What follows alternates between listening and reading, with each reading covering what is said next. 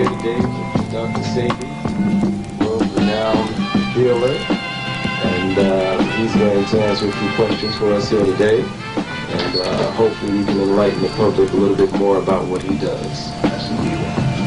My name is Scholar Hawk L, by the way.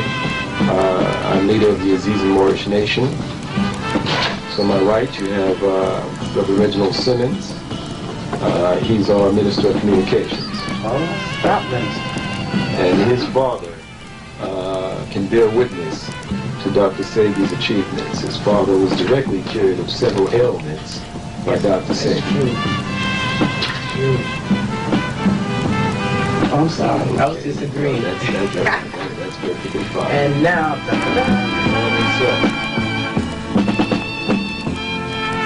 Dr. Sebi, we were talking before the camera started rolling.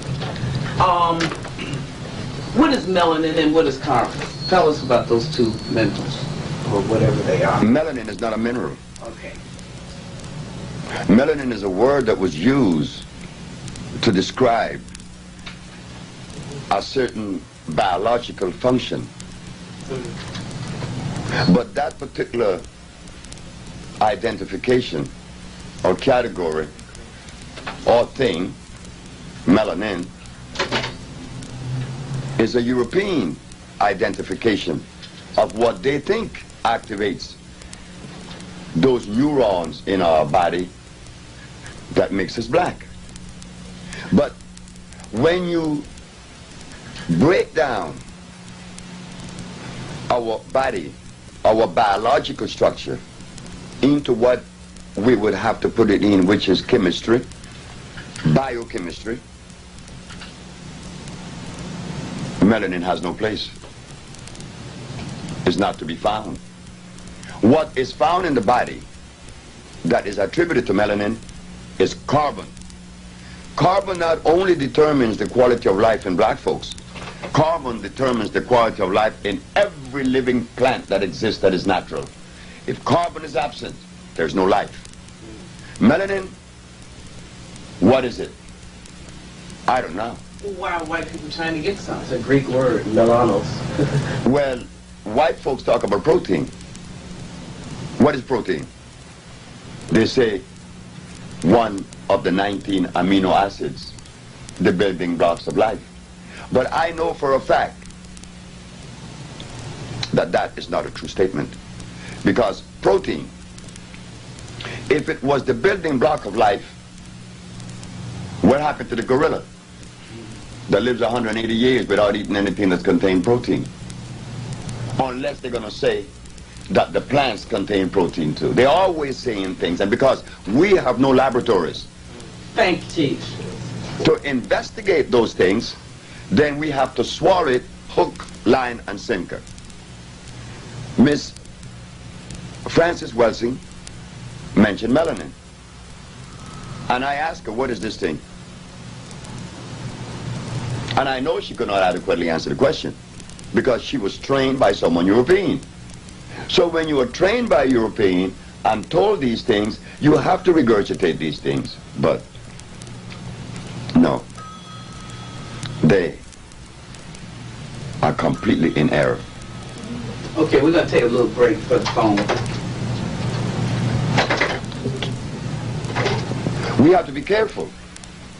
Remember, it is like a brother recommended that you use comfrey for your bones.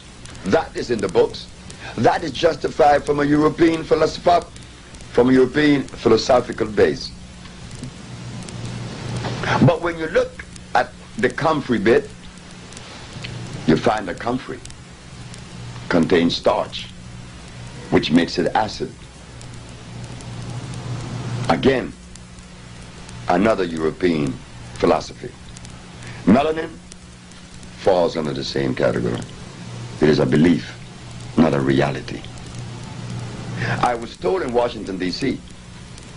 that I was violating one of the most sacred code or law of nutrition when I deprive Achilles Stroud of protein. So I asked Dr. Steinberg and Dr. Glutt at the Georgetown Pediatric Hospital Did you give her protein 5 times a day? You did. Was she under your care for 2 years? Yes. Now, she did not receive any of those things that you call protein, and she no longer has sickle cell anemia. So where is the validity of this thing we call protein? Is it equity or is it deficit? We don't know. This is why Dr. Sebi, when he embarked on this journey of healing, many was asking me, well, why are you so concerned with the scientific aspect of this thing? I say it is necessary not to heal. To heal, it is necessary to understand the scientific aspect of it. But you must understand the herb that corresponds with the disease that is manifesting.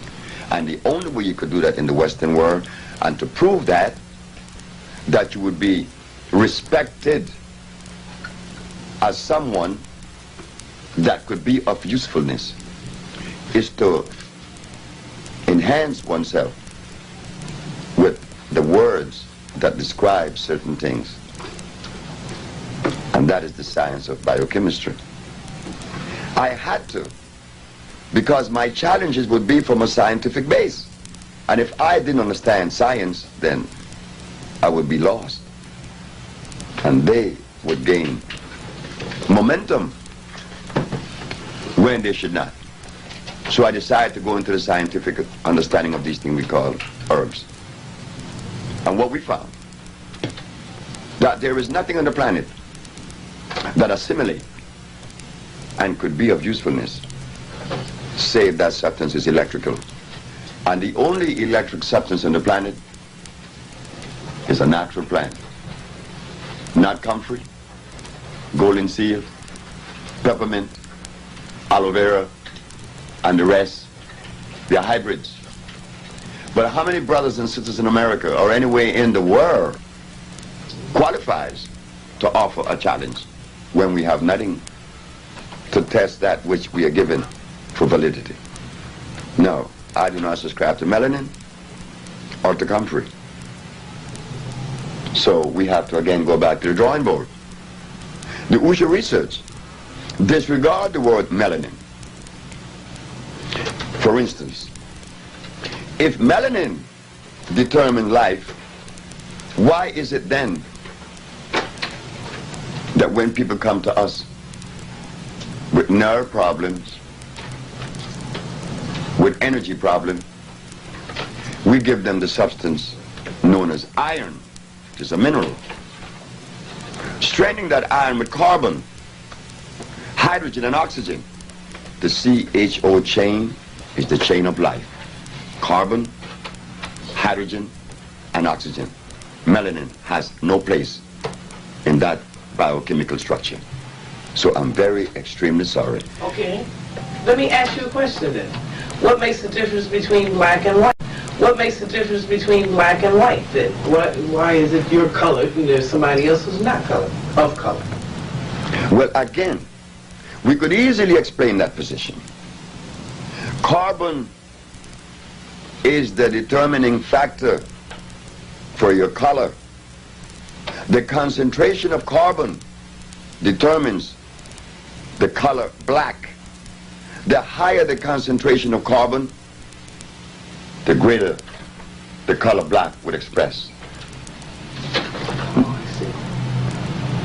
Mm-hmm. It is carbon, nothing else. Excellent. Yes, sir. Dr. Sebi, explain to the people watching this tape the word electricity, and how it pertains to its necessity boundaries within the body structure. Now you see? Now that was the best question that could have been asked. Why?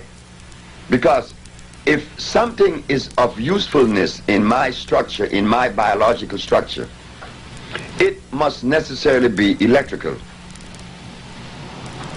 And the only substance that is electrical, that are electrical, are those substances that come from the forest we call the jungle. Because the molecular structure is complete, it's not broken. If something is made by Mother Nature, one could easily use the common sense and see where this stuff is natural, is complete. But if something is made in the laboratory, well, naturally, common sense again shows us it could not be of usefulness. Each mineral on the planet, iron has 12,000 electrons per atom, calcium has 9,000, opium has the specific amount, and so it goes through the whole ramification of life. 142 minerals expresses themselves in a different way because that is necessary to maintain continuity, to maintain that individuality of each plant. The bones is calcium, not the blood. The blood is iron. Now we go back to the question of melanin. Wouldn't it be intelligent to ask one of the promoters of melanin, what is the electromagnetic structure of melanin? What is the amount of electrons per atom that represent this thing we call melanin? Why do we ask the question? Because it is necessary. We want to know, is this thing electrical? Yes. Well, if it is electrical, it has to have a definite amount of electrons per atom representing that particular thing. Okay, let me ask you on that same subject. Let's say the generator that gives us electricity here in this city was cut off, and we wanted to get more electricity. What will we do? Will we stick one in the ground, or how would we work? Stick what in the ground? A wire. No. What produces electricity? Electrons. No way. I was an electrician. I am an engineer. I work in what you call steam generating plants. I have a degree, I have a license in what is known as thermodynamics. We are dealing with physics now. The only thing that produces electricity, is the friction of copper and carbon. That could be seen in your automobile. Take out your generator and see what it has inside. It has a copper wheel and some carbon brushes that touches against it when it turns. Here's an example. This is the copper wheel in the generating plant that produced the electricity in this room. It is spinning at only 90 revolutions per minute, but against this copper wheel there are carbon brushes, and this is what you see. The spinning of the copper wheel against the carbon brush creates a friction. That friction is called resonance. Resonance is electricity, not electrons. Resonance. The resonance produces the electrons, not before. So now, if electricity is produced by copper and carbon, the friction of copper and carbon, then where do we go in the human body and find the organ that produces electricity? We find that it's the brain. The brain is the center of motor. The nervous system is the conduit that carries the electricity to various points of the body to cause motion. Now, should we ask, what is the composition of the brain? No. It is made up of what? Carbon and copper. The pineal gland is carbon, and the cerebral cortex, copper. Does everyone? We not only find that in a human being, we find that in the eel in Brazil that produces electricity to kill his prey. And when you open the eel, all you find is copper and carbon. No melanin. Well, does everybody have a pineal gland? I was told the other day that everybody doesn't have one. Is that true or not? If you had no pineal gland, you would not be alive. You would be in no motion. It's impossible. Every race has pineal glands. Not every race has thymus glands. Oh, that's different. Oh yeah, well tell us about those. The thymus glands. The thymus gland regulates sex. It also maintains energy. The thymus gland also keep you childlike, non-aggressive. But in some races, the thymus gland disappears at age 8. Then one becomes violent in one movement. But now, If the thymus gland disappear in some races at age 8, principally the Caucasian, what helps one to retain the thymus gland within the biology? The presence of what? Carbon. Thank you. He has a question. Right. So, Dr. Sebi, what you're saying is that due to the way a lot of medical people study medicine in this country and around the world, they don't understand the difference between, say, electricity and something that's electric. Well, if we are talking about understanding, what do they understand? Because the question needs to be asked. Remember, the time for common sense has arisen, has arrived. What do they understand? Don't be afraid. We need to ask these questions. What do they understand? No cure for common cold, no cure for diabetes, no cure for cancer, leukemia, sickle cell anemia, AIDS, blindness, diabetes, and no other disease. Well, if the physician clearly shows us that there is no cure for any disease, what do they understand? So we have to throw that understanding of whatever that premise is out the window. Everything that have ever come from the Caucasian, no, from the physician, has to be thrown in the trash because it's of no consequence. What have they done as far as usefulness in reference to pathology? What have they done? What have they reversed? Nothing. So why should a word be authority? No, we can't use them as some level of thinking, development, or seeing. No, we can't do that because they don't have that. They showed us. How old is the medicine that they are practicing today? It is 265 years old. It started with Bombastus von Hohenheim, only because he was prejudiced when he found out that Hippocrates went to Africa to learn his craft. And the fact of the matter is that Mr. Hippocrates, 2,000 years ago, used herbs to cure every disease known to man. If Mr. Hippocrates used herbs to cure every disease known to man, then 2,000 years later, why aren't we doing so? Because the healer has been educated and the substance he used is artificial. And he is totally unaware of that. Why? Because he learned his craft from an armchair position. They call it armchair research, not field research. And that is very, very vitally important to know the herb from a field perspective, from a field position. Why? Because in the year of 1983, I sent Mr. Adisa Akil to St. John Herb Store in Silver Spring, Maryland, and asked him to buy me a pound of bugleweed. Why did I want the bugleweed? Because someone came to me with a very bad heart problem. They call it mitral stenosis. The weakening of the muscle of the heart also exists. I said, buy me a pound of bugleweed because I have to address this particular disease.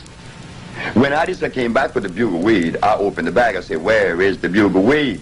He says, in the bag. I said, no, that is not bugleweed. What is it? I said, that's blue vervain. How do you know? Because I tasted it and it's sweet and I could look at it. That's why I could tell. I didn't learn herbs reading a book. That's what the herbalist does in New York and the United States. So I said, take me back to the store. So he took me back to St. John Herb Store. And there, the young lady, which was black, said to me, well, how do you know that this isn't bugleweed? My boss been selling herb for 25 years. I said, young lady, your boss may be selling herb for 125 years. This isn't bugleweed. Call your boss. The boss came. What's the problem? I said, I don't think there's a problem. There's never been a problem with me. I just don't have those things. But you showed me something that was supposed to be one thing is another. How do you know? Because I know. This is not bugleweed. Bugleweed is bitter. Bitter as gall, and this is sweet. And bugleweed has, in intervals of an inch, has a little ball on the plant. A little ball. Every inch it has a little ball. This has no ball. I said, would you please go and see if the bag that was sent to you that said blue vervain could possibly be the bugleweed? And she goes inside, and guess what happened? The bags were mislabeled. And she apologized. But if I had not known about the herbs and learned about them in the proper way, she would have snowed me. I could give anybody in New York any herb and say it is this or that. They don't know. Because the very herbalists, when I came to New York just 15 years ago, one day telling their recipients to drink carrot juice, didn't they tell the recipient to take golden seal? Well, when you do such a thing, you're showing and telling the world that you don't know what you're doing. And this is what happened to me when I went on WLIB.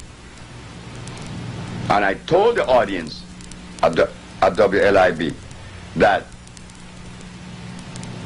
carrots were artificial. They all denied me.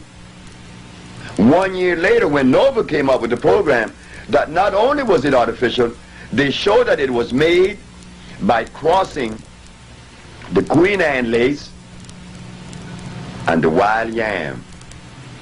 You do not mix herbs unless they belong to the same valence. What do I mean by that? I mean this. In the kingdom of life, a yarrow plant, which is known as the Queen Anne lace, could only and will only pollinate another Queen Anne lace. Why? Because the pollen carries the same amount of valence as the other. And through that process we known as chemical affinity, they join. Now, there is another mixture that we are totally unaware of beside the natural one, which is chemical affinity. The other one is a mechanical mixture. What is a mechanical mixture? A mechanical mixture is when you cut a sliver in a plant, like the Queen Anne lace, and you cut a sliver in another plant, and you take out the heart of the stem, and you put it inside the Queen Anne lace, and you tape it. That is hybridization. Black people knows nothing about this. And now this plant produces something other than what it was originally, because now you're uniting Queen Anne lace with wild yam. You don't get the wild yam or the Queen Anne lace, you get what? A carrot. They went further to show that it was made in Holland. And little before that article came out, I had returned to the drawing board to find this carrot. I knew it was artificial. Why? Because it doesn't produce seed to reproduce itself. Carrot just does not produce a seed that reproduces itself. So I knew it was artificial. And beside that, it contains starch. When I go back to do my research, guess what I found? That the German made the lamb, the German made the barley. I said, oh no. This is why the Arabs are so indebted to Germany. Because the German make the Arab food. The Arabs has no food, you know. Arabia never had food. Arabia doesn't have food now. Nowhere in Arabia you find natural food. Everything the Arabs eat, the very Quran that they read came out of Germany. Also their food. If the German removed the food from the Arab, they starve to death. Oh, this is nasty, isn't it? Oh, yes, it is. It's treacherous. You know what we're going to do? We're going to take a slight break here, and then we're going to continue. So if anybody has any questions, write it down.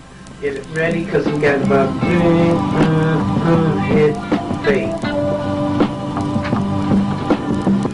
up in the desert. Because there's nothing. What can they go? What? Go what? They never had anything natural in Arabia. You are. He continues on. And what was that last point that you were making? Or does anybody know? Or is there a question? All about the Arabs. Arabia has no food. You see, many of us blacks hold the Arabs supreme. Not in my book. Because how could someone eat artificial food all their life and be smart when the very food that you eat influences the brain to allow you to think? And if you eat the wrong food, you're going to think the wrong things. And that, again, is common sense. If you take a diesel automobile and put in it gasoline, what happens? It can run. It cannot run. If you just put gasoline In a diesel engine, Oh, no, I didn't hear that part. The question. you can't. No. So the human body responds the same way. The black race has never had anyone to really show us what we should or should not eat. The only man that came was messenger of our honorable Elijah Muhammad. The only man that said, stay away from the pork. And when Sebi sat and ate with the messenger in his house on 3837 South Woodlawn Avenue in Chicago, the messenger personally told me and Brother Harry Nance from New Orleans that we should not be eating meat at all. Well, And we should not be eating anything on this menu because it is poisonous to us. But if he, the messenger of Allah, Elijah Muhammad, had told the black race of the United States to stop everything, who would listen then? So he had to he couldn't cold turkey us. He was very intelligent. He removed the pork. And just by removing the pork and many other little things, they rebelled and they said they wasn't going to join because they had to eat their pork. Telling us that we have been conditioned, not only brainwashed. I don't even think of brainwashing. I'm talking about that conditioning. They have made us addicts. Which black person in America eats food that is consistent with their African ancestry? Don't even go there, because none.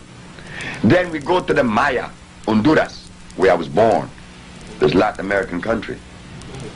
I asked a question to one of the guides that take the tourists in and out the ruins and explaining about the Maya.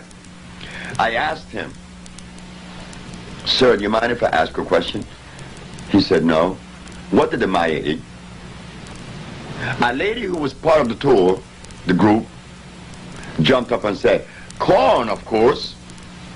The man looked at me and looked at the lady and said, lady, if the Maya ate corn, this man here would not have asked that question. He would have known that. So there is something about that corn that we have to question. oh, no. Then he turned back to me and he said, what did they eat? I said I could begin with the teosinte, the cabrote, the chipiling. These are natural green that grows in the forest of Honduras. Natural green that grows in the forest. The teosinte is a plant that produces a kernel that looks like a corn, but the difference is it is non-starch. They make the tamales from the teosinte, and they mix the chipiling in there, which is a green, and they make these tamales, and they still do in Santa Rosa de Copan. And when you all come to Honduras, I will introduce you guys to these tamales. That's right, all natural.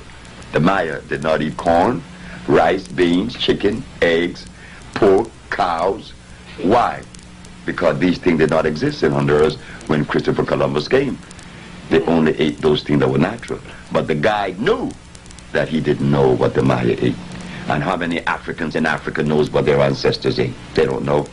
What does the African eat today? Rice.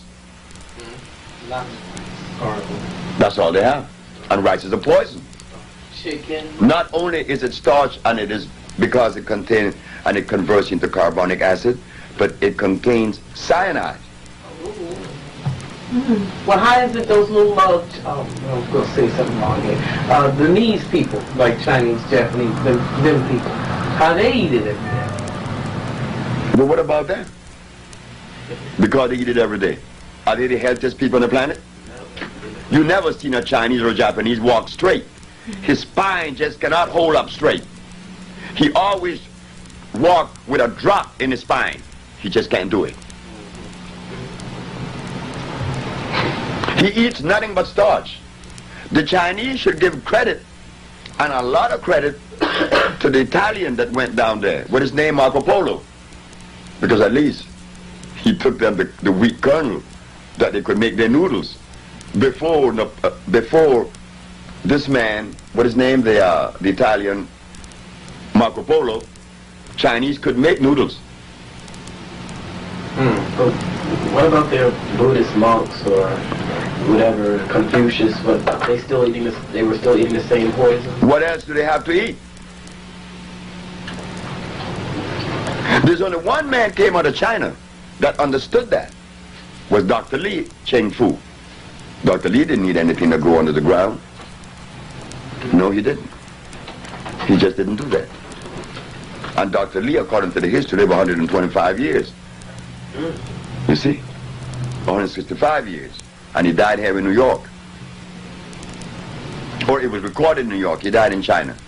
But he was a Chinaman that I respect. Like when I go to India, I talk to Raja Gopalachari. He's a friend of mine who lives in Calcutta. And he look at all the Indians and say they all are dead. I said, why? Look at what they eat. I said the same I say about Africa. That's why there isn't one African leader that I respect. I can't respect any African leaders because I know his head is confounded. Why? Because look at what he eats. Is fish good? Fish rots in the intestines. Oh. That's where the worms go. Oh. Exactly right.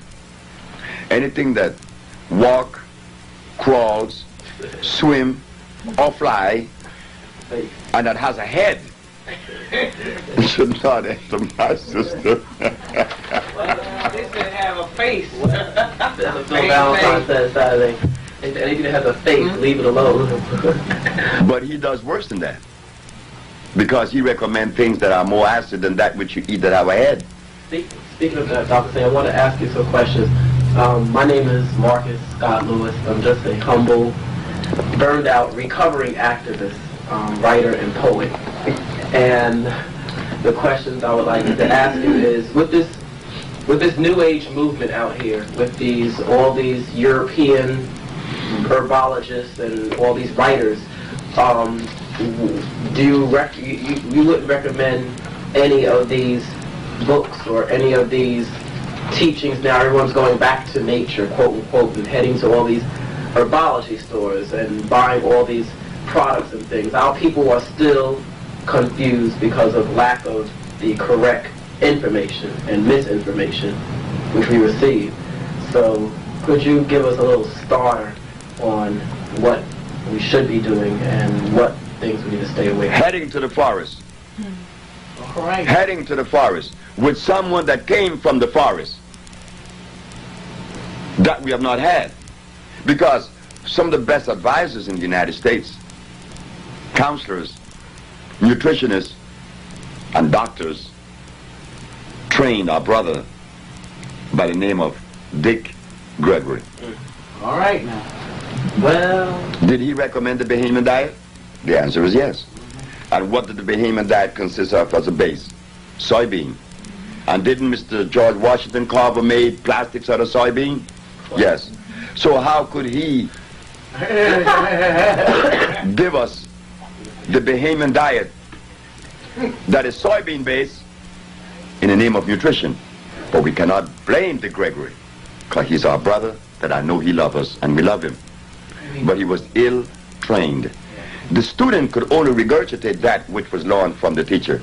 And if the teacher is poorly educated, then the student likewise. well, do you think you could start teaching us more now that you've, she wants to ask you a question too, but I want to get this in real quick. In that you are a teacher, and I look at one of your old tapes, and I saw how you talked about the carrot and different things, even certain potatoes. I think sweet potatoes is all right, but the white potatoes is not ain't good. I didn't say that sweet potato was all right. That was made too. But there's a certain kind of the red potato, the red rose that was found in Lake Titicaca in Peru. That is where the Irish people became acquainted and took it back to Ireland. Because remember, the Irish people were the first to go to Peru. They did a lot of research in Peru, and they did a lot of things in Peru. And when they found this potato, they took it back to Ireland, and they began to hybridize the potato and get what you call the russet potato, the red rose. But the natural potato looked like the red rose. The red rose, I would recommend that you eat that because it's the first generation away from the mother, from the base, which came from Lake Titicaca, not a sweet potato. A sweet potato has such a high concentration of nitrogen that it would really play havoc on the system. Have you written a book? No, I'm writing one up. It's right in that bag. Oh, okay, good. So when it's finished, when you take it out the bag, I want to read it. The bag has these tapes that need to be transcribed. Oh, okay. And it will be transcribed as soon as possible to be put into book form, because the book is needed. We have been misled not only by the foreigners that are not part of our race, that dictates to us and tell us what we should and should not eat, but we were also hoodwinked by our brothers that was trained by those people. Well. The gorilla does not eat the food of a lion, but the black race eat the food of a lion. True. So we can't eat Chinese food. Well, We can't eat Caucasian food. We're not Caucasian, we're not Chinese, we are black. And what does that mean? Well, I use the word black, and I use that too loosely, because I don't like the word. what's a good word? I don't even know. Why call ourselves anything? The shadows. No, I am. You call me Negro, you call me nigger, you call me colored boy, you call me black, you call me African. I'm not an African, because the continent was not named Africa until a white man named it Africa. So what are we? Planetary. Thank you very much. She has a question for you. Yes, I just want to end because people be talking about how spirulina and wheatgrass is so good. I want you to just explain to them that Who are it's you? no good for I'm Bayana. Bayana asked a question about spirulina and wheatgrass. Spirulina, I mean, where does spirulina grow? It's hybrid. And what about the wheatgrass? Hybrid. Wheat kernels. When in my embryonic stages, and I must admit it was later than that, because I was in New York practicing this thing already, and I was using wheat to produce wheatgrass to be juice, and here I am with my little cup of wheatgrass juice. I got the best chlorophyll in the world. Man, a little lady, 94 years of age, named Mrs. Holloman, said, "You're out of your mind. You're not going to recommend that to yourself and to no one else." Why, Mrs. Holloman? Because this stuff is poison. Wheatgrass juice. Well, just a minute. Is wheat natural? I said, no. The fendo is natural. The teff is natural, but not the wheat. You make bread out of fendo. You make bread out of the which is the teff, which is the Ethiopian that makes the injera. The brown injera is made from teff. But as far as the wheat, we have to remember the amaranth, which is natural. But this thing we call wheat definitely was made in Europe. So now, when we grow this kernel and we squeeze it, we are getting sugar and starch. So in my brain tell me, don't use it no more. So what you use? Sprout something natural. So I went and got some amaranth, and amaranth seed could be acquired right now in Brooklyn. It grows all over the place. You take the little seeds and you put them on the bed right now, and you cover them with the soil. In 21 days, the wheatgrass sprout. But the amaranth would not sprout in 21 days. Why? The amaranth only sprout once a year in the spring. So I was angry because the amaranth did not sprout. Then the amaranth laughed at me and said, "You want me to sprout along with something hybrid?" Well, I'm very sorry. I only sprout once a year. But the product I produce is food. And when the amaranth sprout came, oh, I was eating amaranth sprout, and I was high for about 3 months. I was on this high, this energy, because the molecular structure is complete, and therefore it deems that stuff electrical.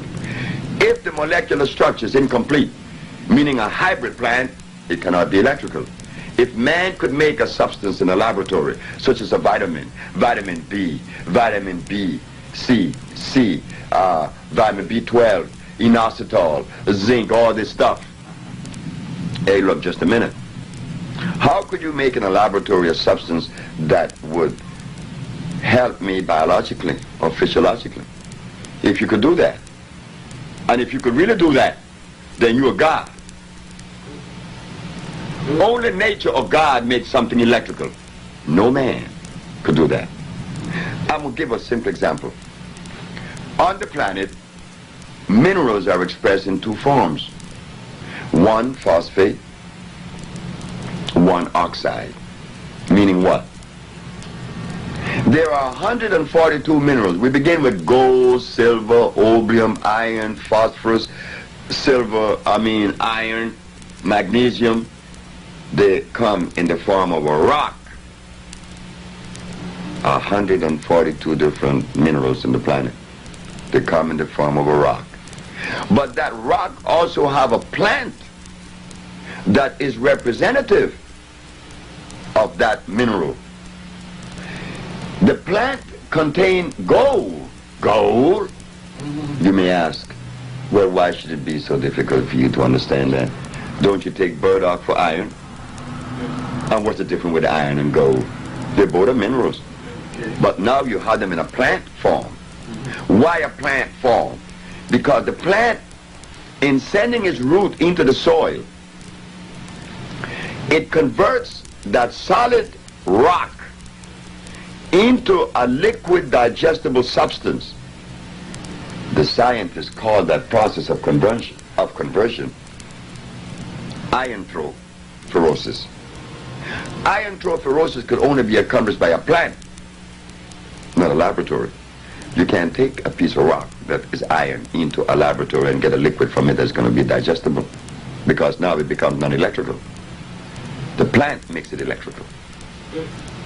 And when you drink it, it is pre-digested for you electrically, so that no one snow you. The minerals that the body needs cannot be found in any health food store. No vitamin C, vitamin B, vitamin A. The body is not made up of any alphabetical order. It is made up of minerals.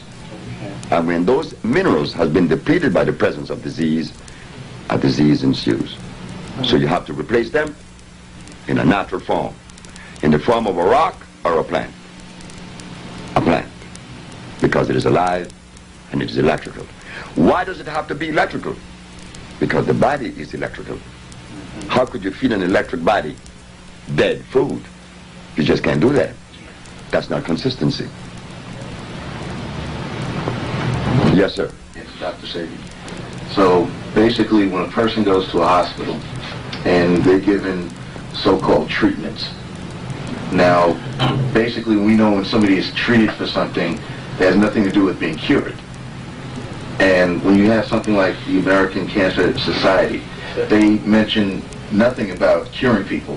They're just a cancer society, which is they study some more, get some more money and keep studying, with never really finding a cure, when the cure basically is something that's natural in the ground, where the person can heal itself, the body can heal itself eventually. But yet what they do is they propagandize a natural disease and made a big multi-billion-dollar industry. Of course, and they're right 100%. If I was a Caucasian, Thank God you're not. defending my people and my economic position, do you think that I would undermine that position by telling the world, here is a black man named Dr. Sebi that have cured diabetes, sickle cell anemia, leukemia, then what's going to happen to his laboratories? What's going to happen to his pharmaceutical laboratories? Well, But why should we be concerned with the American Medical Association? anyway. Why should we be concerned with that? I know I weren't. And what's the name of this medical thing that goes to Europe and spreading AIDS among our folks? What is it? What's the name of it? Of the World Health Organization. Yeah. World Health. Who? Yeah. Who? They tell you WHO. What do you think about them? They're going all over the place. I was in Washington, D.C. in the year of 1982, and this brother, who is a doctor, who worked for the WHO, personally told me that they threw in the towel 20 years ago, that they knew that there was no cure for any disease. They never had one. I mean, the physician didn't go to school to learn to cure anyone. The discipline just doesn't house that.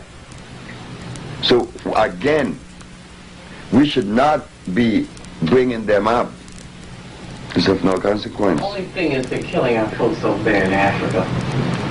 When are they going to learn? They're killing our folks in Africa? Yeah, they're all coming up with AIDS. Where do they get AIDS from? AIDS is a thing of the mind. Not real. It's memory. But the African need to be killed. Oh, well. I mean, coming from Dr.Sebi to say that his family need to be killed. I know what you're saying. But that's a fact. The African have turned their back on their mother. In fact, the African has never regarded a black woman as being equal to a male. So when you abandon your position, you need to pay the dire consequences. When you abandon your mother, and I'm not talking only saying about the biological mother, I'm talking about that greater mother, Africa. They changed Africa. They made an exchange for Europe in Africa. They deserve to die. Everyone that dies deserves to die, or else you would not be dying. I think you're right. Oh, I know I'm right. They wouldn't be dying now. That's true. Because what is it about the 144,000 that will go and lead and whatever they're going to do? So you got to have somebody that got some sense. And it's not there. That's why I said that I would prefer to take a shoeshine boy from New York and put him in the presidency in Africa, in any country, and he would do a better job than those that are there now. Because common sense just step out the window. The African doesn't eat anything that came from their ancestors. What do they eat? They eat rice. They eat potatoes too, don't they? Carrots? Sweet potato. No, they eat the white potatoes. Those that come here that I've seen, they eat the white potato in with the rice, and they eat the carrots. Have you ever tried to put a salad bowl beside an African before you eat and see if you're going to eat the salad? Oh, he's not going to eat that. You can put a bush rat and some rice. We got room for one more question on this segment, and then we're going to continue. Yes, one last question, and I think it's very pertinent here. It seems to be the greatest thing that seems to be plaguing us at this moment, and that's AIDS, of course. Everyone knows someone who has it. I know someone who has it, and pretty much I'd like to get a roundabout viewpoint on what you feel about that. Yeah. Well, this book that you raised, if you notice carefully, AIDS. The good news is HIV doesn't cause it. Well, get to it. And under here it says Peter Duesberg. This man was the only man that made a... This man was the only man that made a statement that was in my favor when I was going through my litigation. This man's a white man. Peter Duesberg said that AIDS was not the result of a virus, and he agreed with me. I've yet to have a brother, physician, or otherwise, that openly agreed with me. Peter Duesberg did. So, this man was taken, well, he was at the University of Berkeley, California. Duesberg, microbiology, biologist. They removed his grants and kick him out, but that was okay. Now they have an organization known as HEAL, and he's heading that. It's all over the world now. In fact, someone wants me to get in touch with them because they're looking for me. But this man was right. AIDS was long coming. This man, another doctor by the name of, he was a protege of this man, Mr. Doucheboy. What's the name of the other one? Dr. Gallo? No, the other one, Dr. I can't call his name. And I could see him. He said that when they went to Africa and inoculated the Africans with the smallpox vaccine, that it was the beginning of AIDS. Smallpox and polio both, but smallpox was the recent. Strecker, Dr. Strecker. And we're going to, on that note, we're going to be right back to at the next segment. You'll see it next week, okay? Hold tight now. With De Gregory, Dr. Love, and Dr. Roshan, and Dr. Prince, they sat in council, and Phil Valentine was one of them, to kick me out of New York. Our brother that cure AIDS, you want him kicked out of New York? Well, Phil Valentine did that. Phil Valentine and all of them turned against me. Which one of them? If they were really for the interest of black folks, and there's a brother among us, say for instance, 10 of us set out to do research, and 9 failed. The brother over here, Mr. Simmons, Oh, yeah, let's talk. found the cure for AIDS. What us 9 should do? Come to you. Because you did the research and found it. Phil Valentine, Dr. Love, Kanye, Dr. Prince, all of them said, good luck. I said, thank you very much. What about Dr. Barbara Justice? She don't like me. And she is right. She should not like me.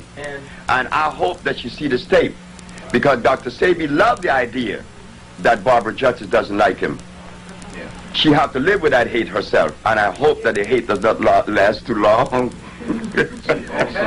Also, at the Million Man March, Dr. Sebi, there was I was there. Well, and she has worked with him, the Muslim guy from Washington. She's worked with him. Yeah. Are you talking about Dr. Alim? Yeah. Oh, that's a beautiful... And Dr. Barbara Justice said They brought together. this young brother up who they claimed they had cured of AIDS for 3 years of Well, treatment look what they of did to Cameron from Kenya. It is impossible. Sandiford. Look what they did to him. Hendrik Sandiford. And he was on the air to be cured. And they took him over to Kenya. And because of the lack of money, you know, money always plays the role, and lack of care, I'm going to put that in, that's my word, that Sandiford died.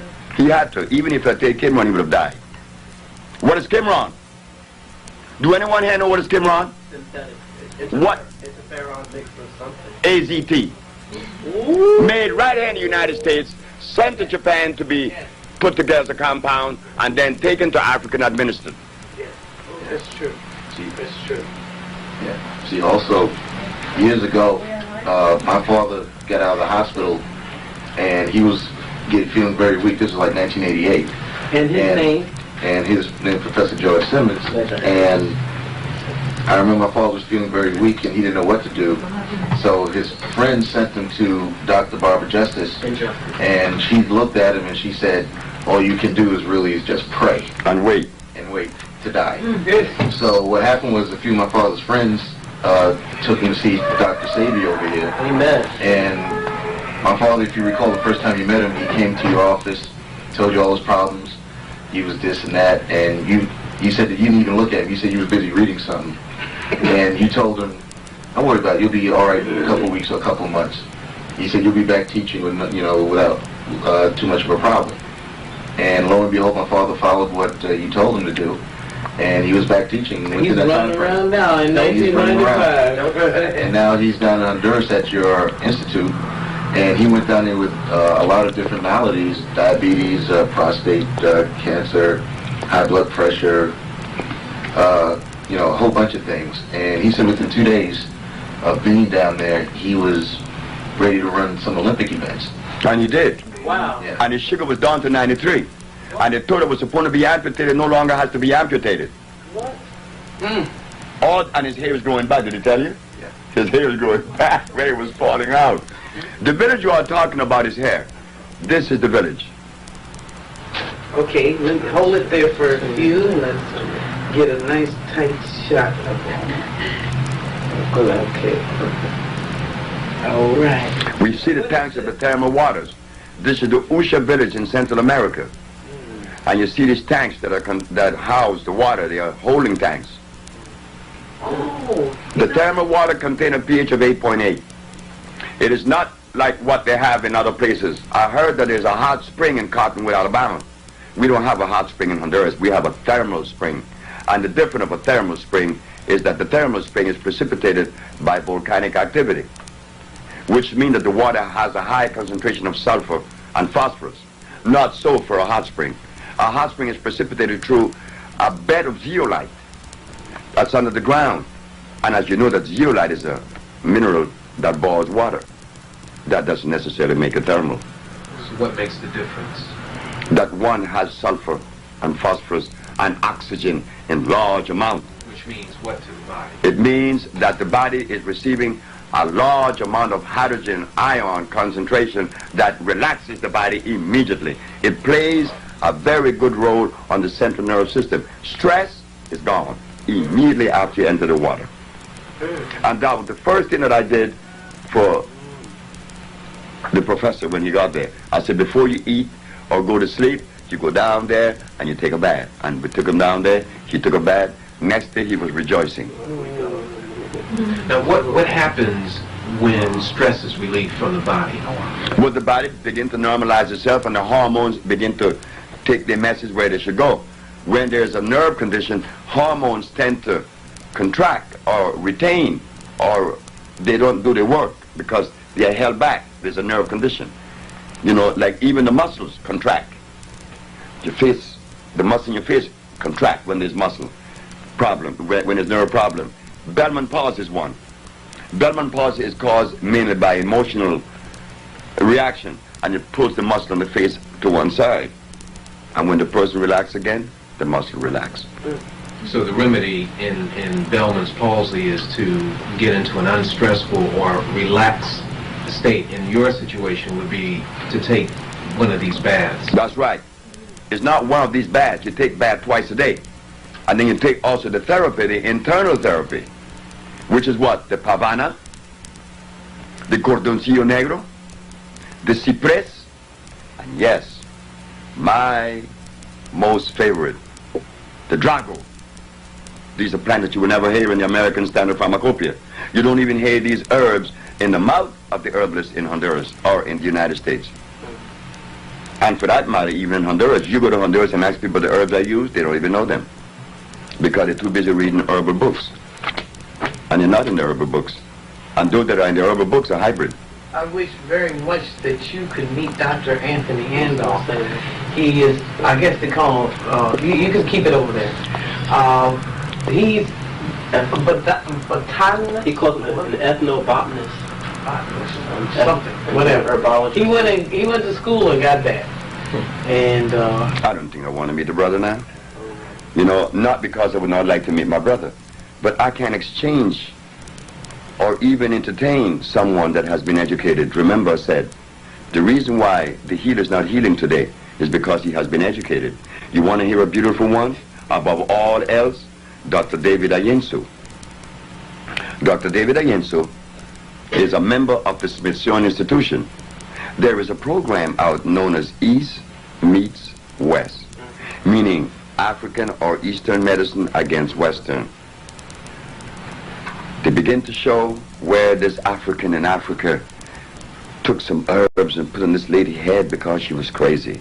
He took a knife and opened her skull. Whoa. He took some smoke and he smoked her around. And Dr. David Ayensu is talking about the herbs of his people. He's from Ghana and he's a member of the Smithsonian Institution.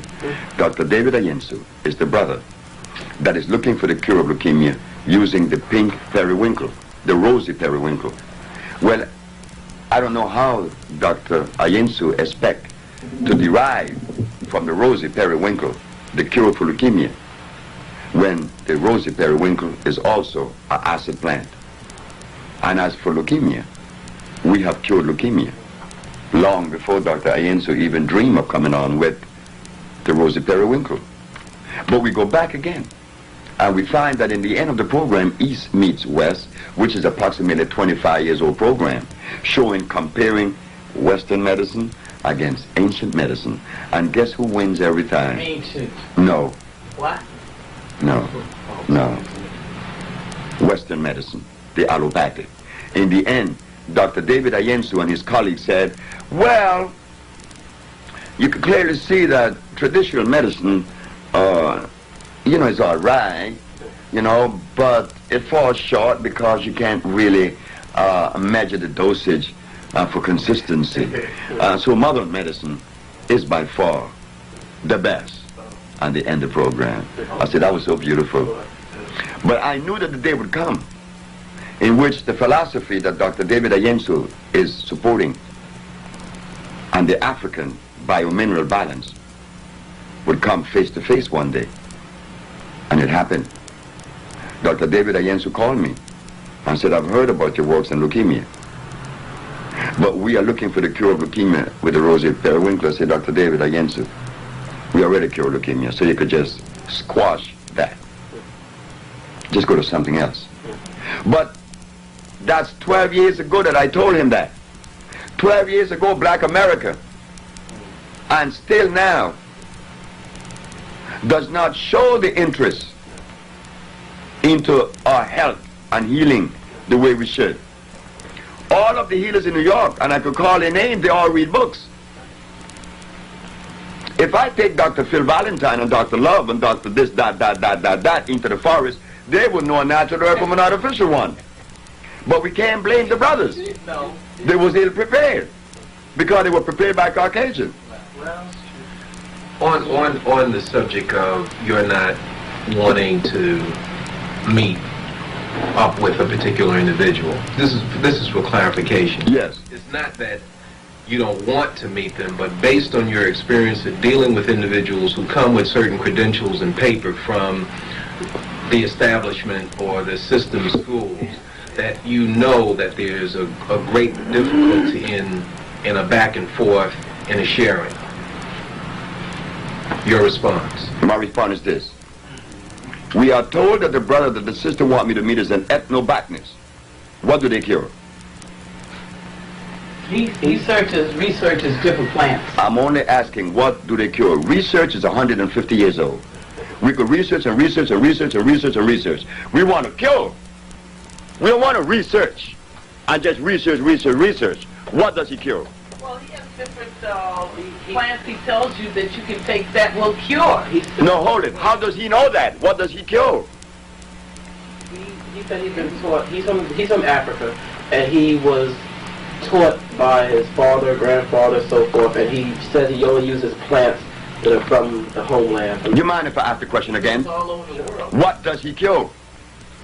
Any disease. He cure AIDS? I'm sure he does. Well, that's good. If you cure AIDS. I'm the only individual to have diagnostic sheets showing from 5 different laboratories around the world that they have been cured of AIDS. I don't say it. I got diagnostic sheets. And that's important. Who else have those diagnostic sheets? Thank you. So I can't lend myself to someone that says that it does. Where's your proof? Speaking of that, Dr. Sebi, from being an activist, one of the things I ventured into was AIDS activism. And 5 years ago, I used to go to a few ACT UP meetings, and of course that was sponsored by Burroughs Wellcome and the European Allopathic Medical Establishment. And then later on, an organization started called HEAL. You may have heard of the Human Education AIDS Liaison, which people like Dr. Strecker and others, Peter Duisberg, supported that group. And HEAL, of course, I'm sure if they could find you, because many of us thought when you left us in New York City, we just felt so abandoned. Why can black people find me instead of heal? Alone, that's right. And that's more important to me than heal. But black people are not interested in their health right now. No. But Latin Americans are interested in it because right now we have a cadre of people who have taken to the forests of Brazil, Peru, Chile, Honduras, Guatemala, Salvador, who's right now doing research in the forest. None of them are Americans, and none of them are blacks. Why? We talk, and we talk, and we talk, and we research, and we research, and we research, and we spend all of our life researching, and disease is running rampant. And not only that, every minute in our communities right now, we don't need to go with the sorrowful story. Well, you have to start someplace. You do have to begin in research. That's a sorrowful position. Well, we have black people. That's a very sorrowful position. Do something if you don't know. You got to start somewhere. How long is research? My research took me 2 years, and we cure sickle cell anemia, we cure AIDS, and we cure blindness. 2 years of research. But these other men have 25 years under their belt, and what do they cure? You're absolutely right on that. But what I was saying is you had to start in research in the beginning. But in the beginning, it wasn't 2 even, years. I call it research, because my grandmother was the one that did it. See, my grandmother was a healer, and she didn't go to school. So what kind of research she could have done? Brother Sebi, research can be likened to running a relay race. Oh, yes. Somebody else has covered the ground, and you know about it. Then you pick up the race from where they are. But if the race started off heading in the wrong direction, you lose. Because the finish line is receding faster than you can run. We heard that. What happens is that you continually pass the baton on, but there's no finish line. Right. It's behind you. And running and running. It's behind you. So I don't want to hear about research. So what you have. In fact, in South America, people don't bring to me these questions. Not in South America. I live in South America. They say, Dr. Sebi, we know of no one that cures the disease that you have cured. So you have the blessing of our country. Honduras has given you all the privilege to practice your craft, regardless to what the world said. You can't go to Africa. I said, no. Although you're an African by heritage, I said, but I can't go there. They kicked me out. So the need to research can be attributed in part to the conditioning that many of us have been through to say, well, where's your research? Whereas you point out that the What have you done? That's what they ask. No, what have you researched? What have you done? That's Latin America. But that in America is arrogance. But we are arrogant, as Professor George Simmons said, that I am considered an arrogant individual. Yes, Dr. Sebi, not only you are arrogant, everybody in Honduras is arrogant. You've been independent since 1824. You have earned your position to be arrogant, and especially when it comes to the art of healing. If the rest of the physicians and herbalists have healed what you heal, they too would be more arrogant than what they are arrogant. Arrogant is a demonstration. I don't know what it means. Of being self-confident. We don't see that. That's okay. It doesn't matter. But I'm saying we don't see that among our people, so that when we do see it among our people, people of color, even people of color will react, that person is arrogant. Because they're conditioned too. That's what I'm saying. Yeah. But I want to get to some basic ailments real quick. I'm Brother Leroy, and some basic ailments I want to deal with are those that some of our average people are being confronted with right now. Young brothers are beginning to show up with kidney ailments, right here in the city. And what would you attribute kidney ailments to at a young age?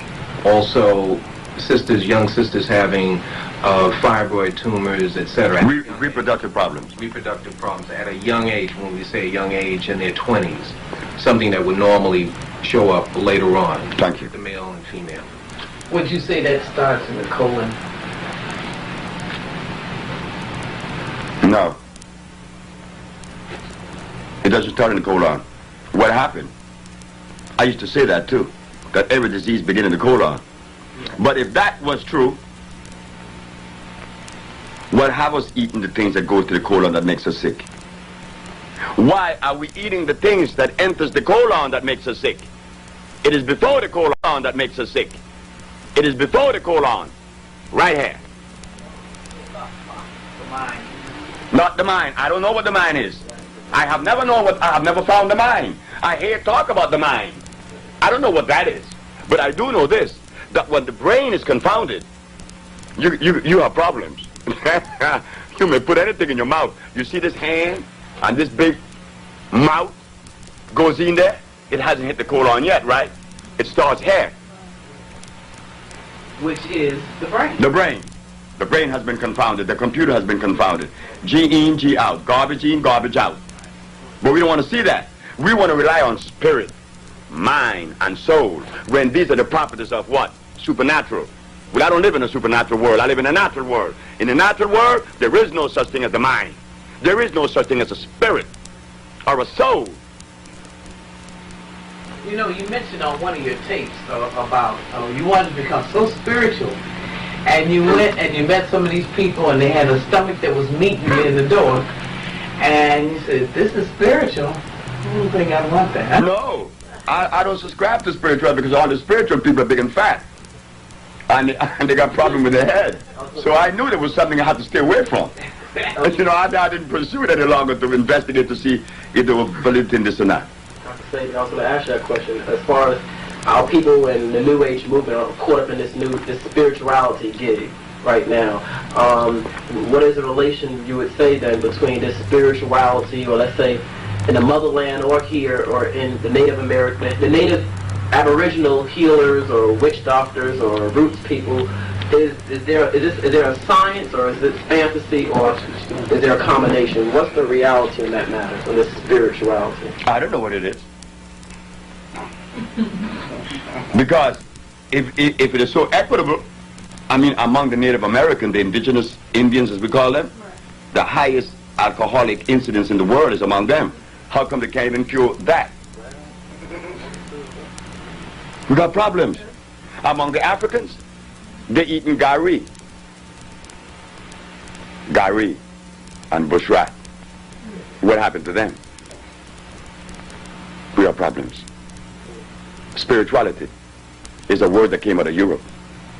Even the very word is European, like the word African. That's not African. That's not us. That's European. The country is called African, and by them, you call it African. There's a word they call spirituality. What is it? I don't know. Yeah. Not even interested. I'm finding that out. If you were given the assignment to open a school, not here, please, open a school and get your teachers to start teaching, where would you begin? Would you begin in research, or what would you do? Or show me plan, or how would you go about it? Oh, I got to go way before the plan. I got to show you where we were derailed and change that environment, that brain environment. I have to change that immediately, that you could begin to see. Because with the images that you're going to see are not the images that I would see, because all of us are individually put together. We are unique, unlike the other. I would put the individual on a path that would avail him the privilege to see. And in seeing, then he could make a right decision, a good decision. That's all I did. And my grandmother started me out by understanding that I was not supposed to listen to anyone. No one but yourself. And if I have to go outside of me, train your eyes towards Mother Nature, the forest. And I would do the same. Dr. Sebi, going back to these diseases and ailments, I know a lot of brothers and sisters who are living and those who have passed on from this quote-unquote AIDS. As a matter of fact, a young brother who was in Bellevue Hospital, who I went to see him 3 days before he died, of so-called Kaposi sarcoma, and they were giving him chemotherapy, and in his last days he suffered. And the question I want to ask you, with the body, is there any way that we can, of any disease or ailment, is there ways you can halt the progression and totally eliminate Kaposi sarcoma? and the disease that you've dealt with, the AIDS, cancer, leukemias, to arrest the progression and eliminate all the whatever symptoms, damage, But that's what we've been doing for the last 20 years. and restoring the full body back to. But that's the only way you could cure. That's the cure. To remove that particular erosion, to remove that particular condition, whatever condition, whether AIDS or blindness, and restore 100% health. That's the only way I could do it. Through what? An intracellular cleansing. This is what is done in Miami. We put together our compound based on an electric system. Where do you go in America or in New York and find electric food in a bottle? Where do you go? And the body is electrical. We only have to ask that one question. Is the body electrical? Yes. So therefore, it necessitates electric food. Well, where do you find that in New York? Thank you. Well, we're going to do our last segment, and in just a couple of minutes here. So, anybody got a real quick question? Very quick. Yes, being that everybody's now concerned with the AIDS, so-called AIDS situation, the epidemic, what have you, I find that the so-called lesser diseases have been virtually ignored, such as herpes and Lupus, yes. sickle cell anemia, diabetes. Right. And specifically, I have an interest in the sexually transmitted diseases, so-called sexually transmitted diseases, because that seems to be what plagues the younger generation, and everybody actually. Yes. So once again, in the early 80s where you had, the herpes, it was forgotten about for AIDS. What about the herpes situation? Can we answer that in the next segment? Just hold on to that answer. Thank you very much. Okay. Okay, good. Everybody's forgotten about the, one thing. It's a matter of media. Go ahead. The answer to that. It was asked about the sexually transmitted diseases. Those that are lesser are considered lesser, but they are not lesser. There's only one disease. There's never been two diseases in the world. There's only been one disease, the compromising of the mucous membrane. And the mucous membrane of the African has been compromised 400 years now. What has the African ate since he left Africa that is really equitable to his system? What? And he has not eaten anything. So therefore, the biological structure has been weakened over a period of 400 years. And in weakening the biological structure, then you may get lupus, you may get herpes, and you will get anything. Anything coming your way. Because the body has been deprived and the immune system has been compromised. And the immune system is responsible for diabetes, for leukemia, for sickle cell, for every disease in the world, including death. So don't only attribute AIDS to the immune system. If your immune system is strong, you cannot get sick with any disease. So we're going to straighten that. And Dr. a lot of us looking for cures. A lot of people, I'm not sure everyone, we do have some people who are just plain damn ignorant. And they want to die. So let them make their maker or whatever. Most of the people. But most of the people. But there are some people who do want to be cured, and they want to touch that raiment of Jesus, whatever, that garment. And so you're here now. I'm glad that I've been blessed by the ancestors and people to be here in your presence. We want to learn now how to be cured. Not learn. We want the process to begin, and that deterioration, because that means we all have deterioration. No one can look at one person. All of us, including myself. Because I have a better body and I don't have my doctor says. Speaking of that, the question is now, what is the relation then between, since the discovery of medical science 265 years, what is the relation then between laboratory reports and the hematology, pathology, or the blood breakdown? Is there any validity or goodness out of this allopathic Western medicine, the microscope, and the relation of natural electric food and If you want to see a germ, then get a microscope. And if you get a wound by a gunshot or an appendix has burst, you need to be open real quick. So there is place for the knife, but under extreme conditions. But as far as curing diseases, there's only one way. That is the herbs, because they are electrical. Their molecular structure is complete. They will assimilate. They are carbon-based. That's why in Egypt you see we had scalpels and knives, but what was the food of Egypt, of the Kemetic civilization? Kemetic? Those people were hybrid, isn't it? Don't get angry. Be for real, stand up. Be for real. They were hybrids. That's why Be for real, stand up. Be for real. They were hybrids. That's why Cleopatra had to go all the way to Italy to find a man. She couldn't marry some black man. She could not do that because she wasn't black. She was a mixture of Persian, Greeks, and black. That's a hybrid person. So the Egyptian ate hybrid food. Didn't they eat ducks? Weren't they the one that really started to make of garlic? What could Egypt eat? And didn't Imhotep one of the first physicians that was given the credit as being and attributed to as being the first doctor, did he open the human body? Yes, he did. He opened the human body. If the human body was supposed to be open, it would have a zip on it. Thank you. Amen. Go right there. Yes. Yeah, okay, Dr. Sebi, you're down in Florida. Is that telephone number 315 Yes.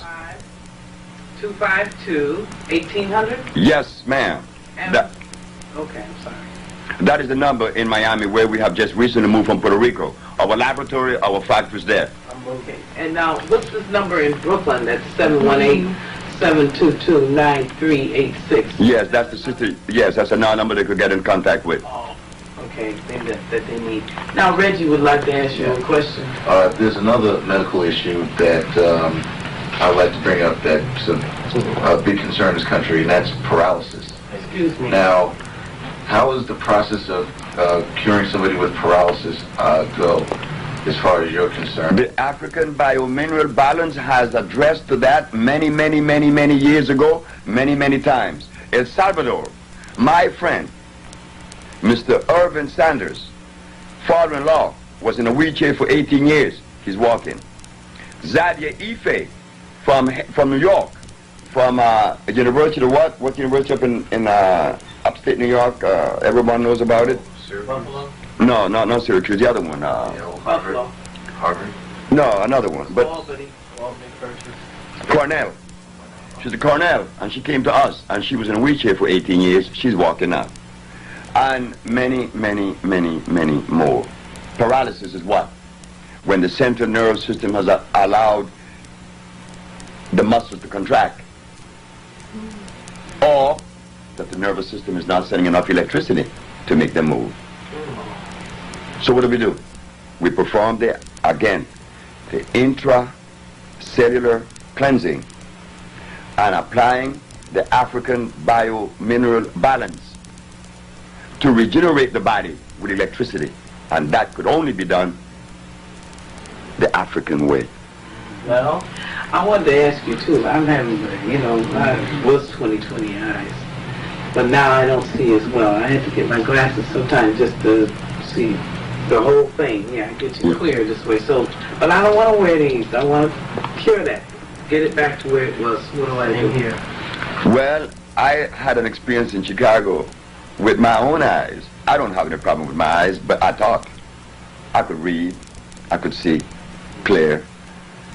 But then one day, I decided to do urine therapy. All right. I used my compounds. For 20 days, I fasted a month. I fasted for 29 days, nearly a month. And after my urine was as clear as water, I decided to drink it. I was drinking it twice a day, along with a gallon of water. At the end of 4 days, I was completely blind. Completely blind. I was blind on that Thursday, Friday, Saturday, Sunday, Monday. I began to see on Tuesday. I bought some blinders. I told my daughter, I said, go buy me some blinders, please, quick, because the sun is affecting my eyes. It's hurting me. She said, okay. She went and she got the blinders and I put it on my eyes. Oh, and I was happy. Oh, I was in blind. I was in darkness for 5 days. At the ending of the 50th, on the 6th day, I was in Chicago. I was on Stony Island, where we had the center. When I took the blinders off, I could read the finest letter across the street. So why was I blind? Because it was breaking down all of that inflammation. Oh. Coming down.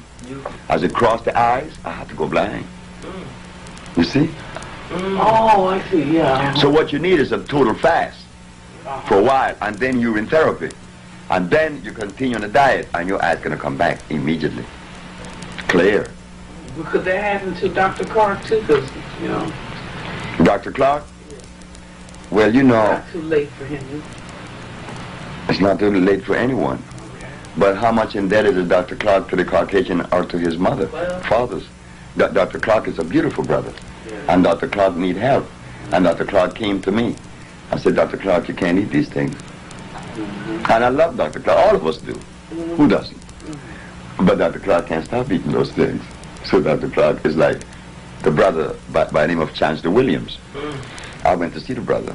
They told me he passed on. Yes, that's right. I went to see Dr. Chancellor Williams.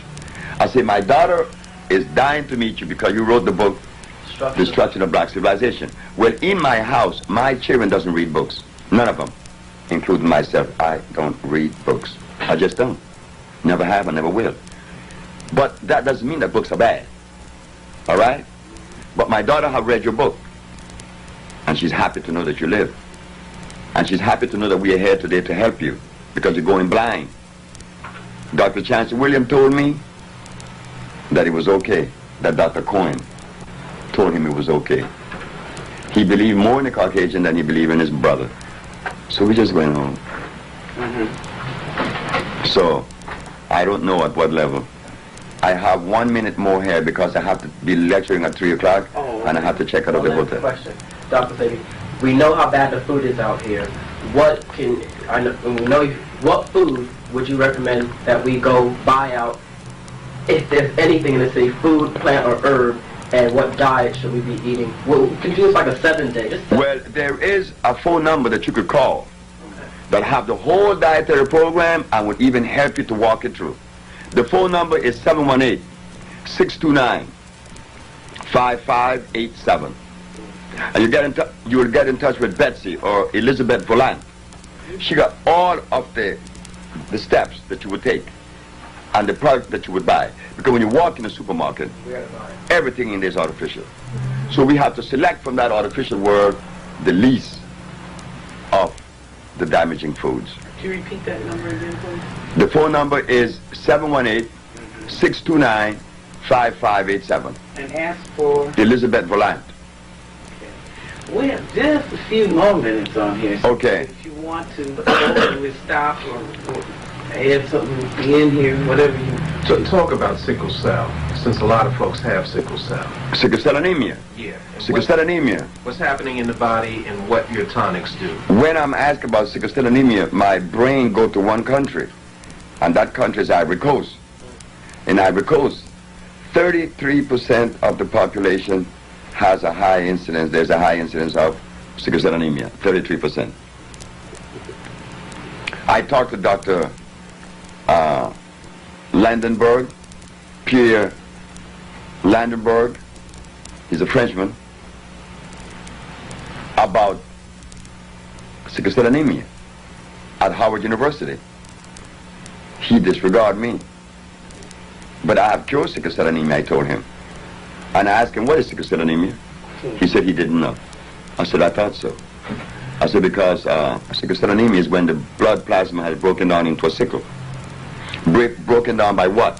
Mucus have seeped into the plasma, into the cell itself, and break it and disunited the cell.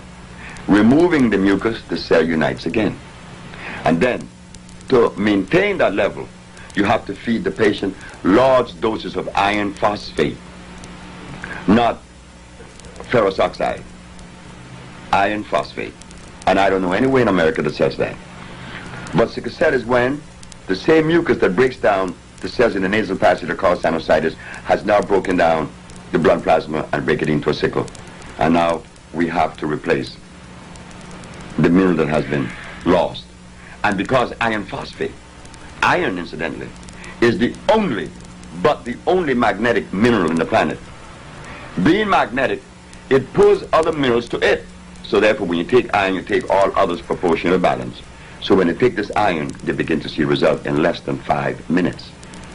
Malt liquor, what damage is that doing to... We have a lot of brothers who are drinking 40s and, you know, that we're just being sold this particular drink. What is happening in the body? What is happening to the mind when you consume that? The liver is damaged. Malt liquor is made with what? Barley. And they use also another substance in the yeast. And isn't yeast the seat for infection? They call it what? Chlamydia? Yeast is the bed for disease. But again, since we have not had scientists, researchers as they're called, to come forth with the proper research or study, we fall short. We're vulnerable. We are vulnerable. I mean, I just came to New York 10 years ago, and they were drinking carrot juice. Carrot juice? Well, that tells me something. And they're eating beans in the name of health. That tells me that something is wrong. So therefore, we have to stop it. The brother that came from D.C., there was a war on AIDS, and I was taken to Manhattan. War on AIDS! Well, I had the bomb. I went. Dr. Barbara Justice and Dr. Prince disregarded me. And then they said, Dr. Alim is coming from Washington. I said, the Muslim brother? They said, yes. I said, he's coming with a very special message. I said, yes. Where is he coming to tell us? That AIDS kill black people. I said, we needed to hear that from Dr. Alim. Because we were totally oblivious to that fact. But the question I'm going to ask about Dr. Alim, is he a Muslim? They said, yes. Well, what does a Muslim that follows Allah doing, practicing the medicine of bliss that they call the devil? There is a contradiction. Well, allow. Dr. Sebi, what can we do as folks here in this country who are concerned, that have some semblance of consciousness? What can we do here to help you get the message across to the people who need to know, the people who need this kind of information and cure? What can we do here to help you to expound the greatness of medicine that you're giving to us? When the Japanese scientist said that he worked with the immune system, all of Japan got behind him. He didn't ask them. They got behind him. And he got the Nobel Peace Prize for only working with the immune system. We don't work with the immune system. We cleanse the immune system. When the Jews in Israel needed help, they didn't come asking help us. They sent the help. So you ask me, what could I say to the black race of America that would help the USHA research? I don't know. If they help me, fine. If they don't help me, still fine. I don't know. All donations. That's on you. That's on the black populace. That's not on us. We did our job. Anybody got another question? Yeah. Excuse me. I would like to ask Dr. Sebi about cancer. You explain how cancer gets started in the body. The same way a common cold started. In any part of the body, any way cancer appears, it means that there is a condition that has manifested over and above because it has been progressively getting worse, unattended or unknowing.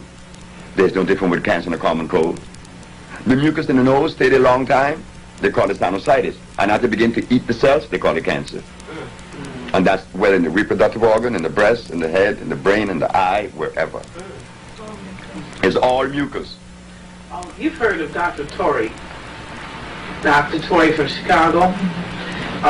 Well, he teaches about the worms in the body, how they got there, what cyst is made of, because he says that the worms have to doo-doo in your body, and that's where you get these cysts and things like that. You heard of that? I disagree with that. A cyst, when you open a cyst, inside of the cyst, all you find is calcium carbonate. That's all you find. But I can't challenge anyone or anything. But I do know this, that Dr. Torrey has compounds that I know came from the Caucasian books. So in other words, Donald Torrey, the cysts are from Los Angeles, California. Yeah. That's who groomed him. Right. The white boys groomed him. So in other words, you're saying that that's a protection. What's a protection? When the cyst, because you said it's got carbon in it. No, calcium carbonate. Hardened. The mucus has hardened, and now it is growing. The doo-doo in your body, and that's where you get these cysts and things like that. You heard of that? I disagree with that. A cyst, when you open a cyst, inside of the cyst, all you find is calcium carbonate. That's all you find. But I can't challenge anyone or anything. But I do know this, that Dr. Torrey has compounds that I know came from the Caucasian books. So in other words, Donald Torrey, the cysts are... from Los Angeles, California. Yeah, That's who groomed him. right. The white boys groomed him. So in other words, you're saying that that's a protection What's the protection? with the cyst, because you said it's got carbon in it. No, calcium carbonate. Hardened. The mucus has hardened. And now it is growing. And then it's going to burst and eat you up. So your tonics do what? My tonics, what our tonics, the Usha tonics, the electric food. To that, to this. What, we reduce it. Didn't you see at Usha Research when the lady passed the tumor? I did. And it was in the refrigerator? I was there. Thank you very much. She brought it in. She brought it in a bottle. And we put it in the freezer, a tumor, this size. I saw it. How'd they come out? Just passed out of her. That's the only way it's supposed to come out. Well, So you're right. Our bodies don't have zippers, so any cleansing is supposed to come out through the regular holes: the nose, the mouth, the Like Taurus Henderson. anus. Taurus Henderson, Chicago, Illinois, 1990. She had a tumor in her brain. And this is recorded on Channel 21, on Channel 19 in Chicago by Brother Rashid. She passed a tumor through her nose from her brain. Not only her, but she was cured. this Caucasian male from his daughter named Robin Bennett called me and said, my father have a tumor in his brain, a blood clot in his brain. I said, yes. How long would it take you to take it off? I said, how long would you allow me? She said, I gave you a month. I said, what about 24 hours? She said, you're crazy. I said, of course. But it came off in 24 hours. And she wrote me a letter, and I have that letter. Out his nose. More than black people come to you. And right now, in terms of Honduras, who are the folks who are coming to you? Mexicans, Norwegians, South African whites. I don't expect any black from South Africa to come. South African whites, Chileans, Colombians, American, Latin Americans, American, not black America. Black America, down there now is our most beloved professor, George Simmons. And we have this brother from DC named Anika. But the general population of Osha are Latinos and Europeans. I would like to come down to the country and do a research, or because we're called African Information Communications, and anything that concerns our people, no matter what it is, and health should be very important. So I'd like to come down and see you in your environment, so to speak. Gladys Rodriguez did. Who? Gladys Rodriguez. Gladys Rodriguez is a Latin American from Santo Domingo. Okay. This woman saw me on Univision, which is the Latin American International Network. Isn't that something? The Latinos put me in the international network. Gladys saw it, and the very next day she went down to Honduras. In fact, she had the counsel from Honduras in trouble, had him fired, because he was giving her a hard time. She went down to Honduras, got her compound, came back, and saw what Ush is about. She was in the village. No question asked.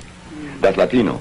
But an American black person have a problem going to Honduras. Well, I don't have a problem. No, what most do. I mean, that's why I'm asking you. Yeah. To come down. They ask about, is it possible? What's going to happen? Where am I going? Hold it now. But they can run to Kentucky Fried, White Castle. Sure, but that's not our fault. Powell Theater, and everywhere else. But South African go all the way from Africa, and Norwegians from Oslo. Nina went down there with her tumors, and her tumor was passed. And not only that, when she got back to Norway, the doctor said, the doctor in Honduras did remove your tumors, but there's something else that he removed. Your infantile diabetic condition is gone too. You didn't know that? Well, I didn't tell him I had diabetes. That is also cured.